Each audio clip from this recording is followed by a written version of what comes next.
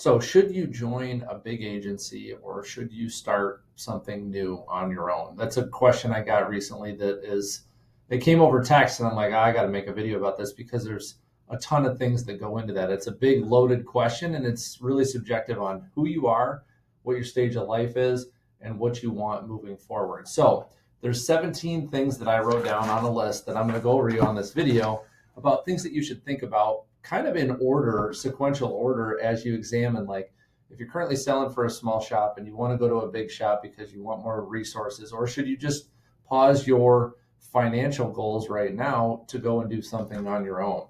So the first thing you need to think about is your current age and your current experience. Like, if you've been selling insurance for, I don't know, a year or two or less, you should probably just stick with what you got. Unless you're just absolutely crushing it, you need to put in at least 24 months of selling for somebody else to learn the business, learn the ins and outs, and really get a an eye. From a baseball analogy, you need to see a lot of pitches, right? Before you know, like, is this for you? Because the last thing you want to do is take a financial step back and then, start something brand new and then realize, oh, I don't really like it like that. I don't want that to happen to anybody. So if you're young and you're beyond 2 years of selling insurance and you love it and you're like, I want to dedicate my career to this, then move forward to the next step. And when I say young, if you're in your 20s, great. That's the time that I think it makes sense to do it, because the younger you are, the easier it is to start something new and go out on your own. Do you have the technical skill set and sales track record to stand on your own? Like, you have to look in the mirror and say, do I have what it takes? Have I been tried and true? Can I do it? Can I sell insurance day in and day out for the next 10 years? I don't think you should look beyond 10 years. Just be like, can I give 10 years at this? Because it's going to take you two to really feel like you've made it. Next is family and lifestyle. So are you married? Do you have kids? Because if you're single and you go out on your own, there's only one person that has to decide if you're going to start a business and sell insurance and open up your own agency and pour your blood, sweat, and tears into it. But if you're married, well, you got two people to decide, and there might be somebody on the other side of your relationship that isn't a fan or doesn't like risk or that type of thing. So if you're single and you want to do it, like, go for it, right? But because as soon as you bring in a second person in the mix, well, then you're responsible for more people. Same with kids, right? And then how much realistically, from a time standpoint, can you dedicate during the grind years to get it off the ground?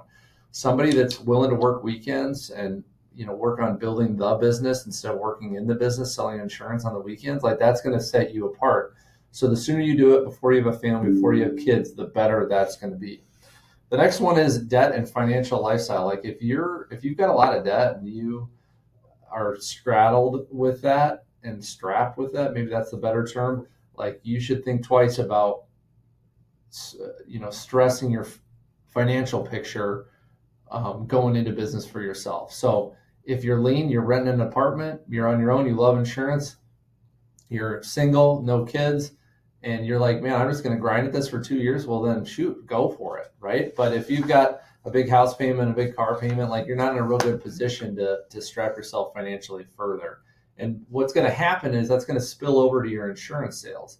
So if you're strapped financially and you're under financial pressure, you're going to sell differently. You're going to sell desperately. And savvy business owners and people that are spending a lot of money on insurance, they can pick that up, and it's a turn off, right? Like, nobody wants to buy from somebody who's like, you got to buy today. Like, I got to make my payment on my house. Like, you got to buy something today because I need the money. You don't want to put yourself in that situation, and you want to put yourself in a situation where you're always doing the right thing for the customer, the prospect, and that stems from the foundation you have in your own financial house, financial picture. Next is your team. Are you doing this solo, or do you have like a CSR to help you? Do you have an office person to help you? Do you have a spouse to help you? The latter one there, that's tough, and the odds are stacked against you that works well. But maybe they're a great business partner. I don't know. But do you have somebody to go with you so that when you're out selling, your customer service side isn't less than because you're not at your desk, because you can't do two at once. So you almost need somebody to go and do this with you and take that leap with you. You need like operational sales support, somebody needs a certificate of insurance and you're out doing a sales call, like it makes it tough. Can you fund salaries for payroll for these people like right now? So if you're starting from zero, you start a brand new agency, how long can you fund paying somebody else and pay yourself at the same time to get this thing rolling? Are you cashing in your 401k? Like, where's your seed money coming from? Because you're going to need some seed money for probably 6 months to a year to make that happen. Number 6, non-compete agreements. If you're working for an agency currently, you, I'm sure, have some kind of agreement with them. You need to review, you need to print it out. You need to have a good understanding, like throw it into ChatGPT and ask for an analysis, a good understanding on what you can do and what you can't do. Because the last thing you want is start something new, be building from zero, and then realize you got to fight a legal battle because you took a customer list or you emailed yourself something that you shouldn't have. Like, don't even come close to doing that or thinking that you can do that, because they will come after you, and they have every right to if they've got a non-compete that they signed with you, especially if they trained you. Any business, any insurance agency that trained you is going to have a non-compete with you. Number 7, prospect list. Don't take it from your current employer. Like, just don't do it. If they're not in your head or in your phone, like, you shouldn't take it. You need to establish your own network and determine who's separate from your current book of business that you can pick up quickly. Like, before you quit your job, there's a great book by Robert Kiyosaki who wrote Rich Dad Poor Dad called Before You Quit Your Job. If you read that book, you want to have everything dialed into a T before you turn in your 2 weeks notice. And that includes who's your prospect list that you're calling on day one that you're on your own. And you better have that thing dialed in, and it better not interfere with your non-compete. All right, the next section, and this is step 8, is entrepreneurial itch. Like, do you have it? Do you always think about, man, I want to start a business and I want to do this and I want to try that out? Like, if you have that itch is not going to go away. So the sooner you scratch it, the better. And think about this. If you're considering going to work for a big agency and leaving your small outfit or starting your own, that entrepreneurial itch is not going to get scratched at the big agency because they've got their way of doing things.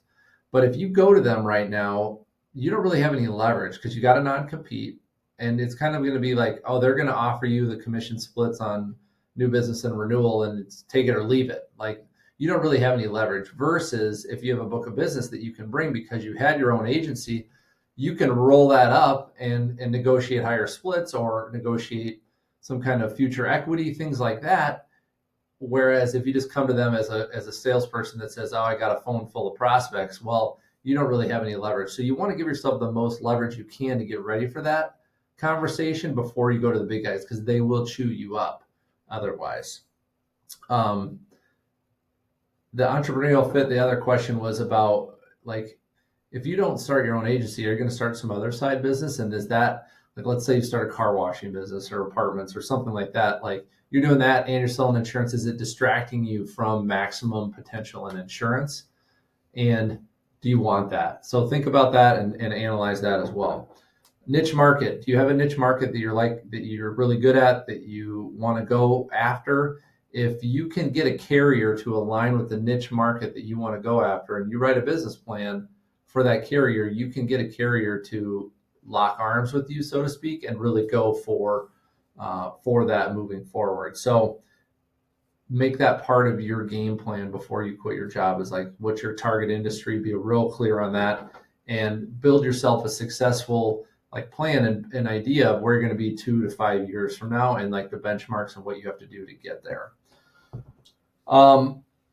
Number 10, financial backslide. Are you willing to make less for the next 1 to 2 years than you're making right now? Like, are you in a position to do that? Because that's reality. That's what's going to happen. So be prepared for it. And you might beat the odds, but the odds are that you're going to make less this next 12 months if you quit and start on your own, versus going to the big house and like, oh, they'll give you a salary and then you got to sell things. But long term, the upside is bigger on your own than it is working for those guys.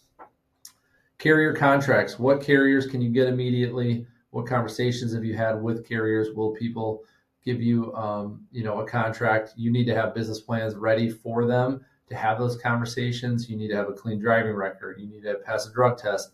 Like, they will analyze the snot out of you in order to give you a carrier contract. So business plan I talked about. Are you going to have a location? You're going to be in an office at your home. You're going to rent an office. You're going to be in a co-working space. Like, what's your game plan for offices and location? Number 5, advisors and guidance. So their number 5 section. So numbers 14 and 15 here are mentorship and accounting. Do you have a seasoned person that you're talking to that's done what you're trying to do? Somebody that you can text or call or email or make a video like this for you to say, here's what you need to do next. Here's the things you need to be aware of. Did you think about this? And give you advice when you're going to be, forced to make a decision quickly and you might not have a number to call. So you need to have some kind of a mentor somewhere along the lines to help you analyze, am I doing the right thing? Is this the right step forward? You need to have that phone a friend. And then number 15 is accounting. Is your accountant any good? You're going to need an accountant if you're starting your own business, and not just a personal accountant, the guy that's at the kiosk at the end of the Walmart checkout line doing your taxes. Like that game is over when you own a business. So you need an accountant to align yourself with, and an accountant is a great referral source too. So keep that in mind. Number 16, I got 2 more here. Your advantage versus big agencies. Your competitive position in the marketplace is different when you are the owner and you are the small fish.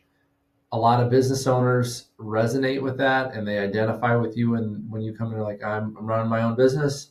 This is my own show. I'm here for you. I know what it's like. They know what it's like to be you because they've been there, and it's endearing to them. So you have a competitive advantage on that. And that is something to harness versus just being a salesperson for a big company. Keep in mind, big agencies have low commission splits on new and renewal, and they will change them every year or every couple of years. And so if you're going to negotiate a position for yourself to sell at a big agency, like, how long is your new commission split good for? Is it 12 months? Is it 24? Is it locked in for 5 years? Like what?